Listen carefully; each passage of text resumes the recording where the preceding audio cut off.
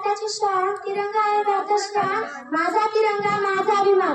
सर्वांना माझा नमस्कार। माझे नाव ऐश्वर्या सुभाष आहे। मी इयत्ता 7वी शिकते। माझ्या शाळेचे नाव कस्तुरबा गांधी बालिका विद्यालय बिलोली।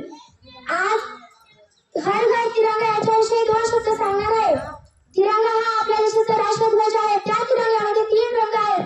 सर्वात वर केशरी, मध्यभागी पांढरा व सर्वात खाली हिरवा। राष्ट्रध्वजाच्या मध्यभागी निळ्या रंगाचे अशोक चक्र आहे। राष्ट्रध्वजावरील केशरी रंग हा त्यागाचे प्रतीक आहे, पांढरा रंग सत्याचे प्रतीक आहे, तर हिरवा रंग समृद्धीचे प्रतीक आहे।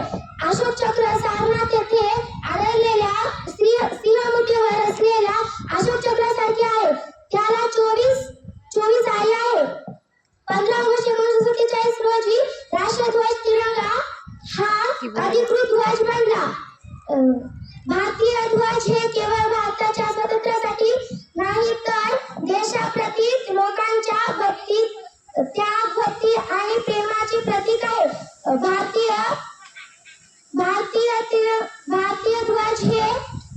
ध्वज